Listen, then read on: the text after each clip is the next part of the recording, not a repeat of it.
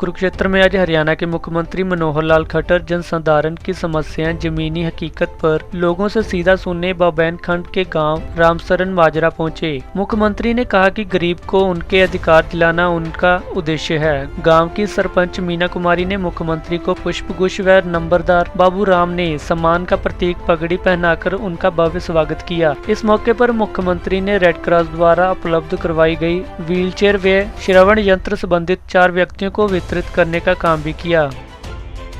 दूसरी बहन के लिए की तरफ से जो व्हील चेयर हैं और जो कान की मशीनें हैं उन्हें अपने मुबारक हाथों से जो लाभार्थी हैं गुरमिलो पंकज और चिंतो उन्हें भेंट कर रहे हैं।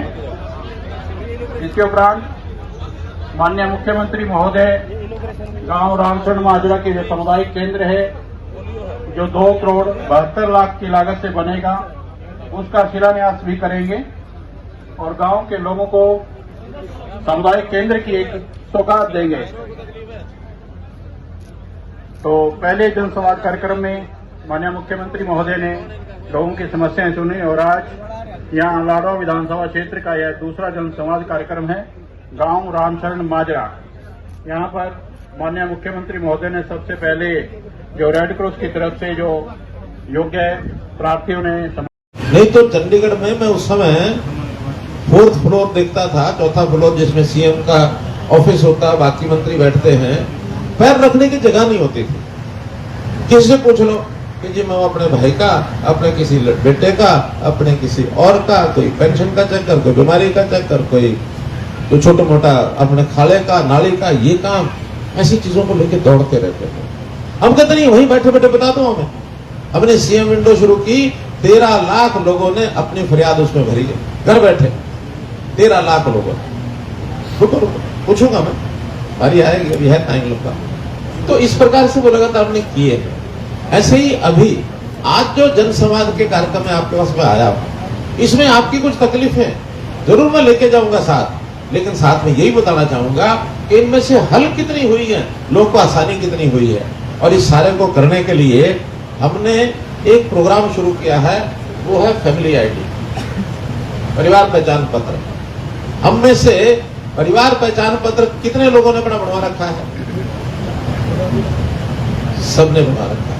कोई ऐसा है जो कहता मैंने तो फैमिली पहचान पत्र बनवाया नहीं है, मेरा बना नहीं, किसका बना नहीं, परिवार नहीं बना। अच्छा 1 2 और कोई है? 2 हाथ खड़े हैं, आपका हो गया खड़ा, दूंगा मैं जो बात पूछ रहा हूं तो हाथ खड़े करने से ही पता लग जाएगा।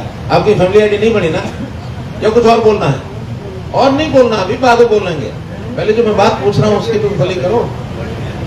अब ये फैमिली आईडी का फायदा क्या है?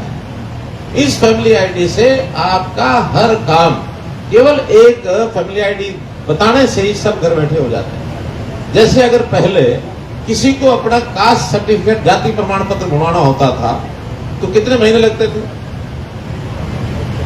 2 महीने, 3 महीने, 6 महीने लग जाते थे जी। 6 महीने लग जाते थे। 6 महीने, यानी पहले सरपंच से लिखाओ, फिर पटवारी से लिखाओ, फिर तहसीलदार पर लिखाओ, फिर एसडीएम जाकर के वो जो भी कोई देता था वो जाकर सर्टिफिकेट देता था। फाइलें बनती थी, हर जगह पैसे लगते थे।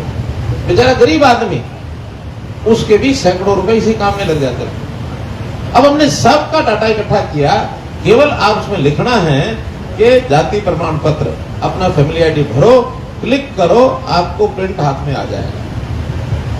जमीन की गिरदावरी, जो किसान बैठे हैं, अपनी गिरदावरी क्या म्यूटेशन, गिरदावरी अलग चीज है, म्यूटेशन जिसको इंतकाल कहते हैं। जमीन खरीद ली, इंतकाल में कितने साल लगते थे?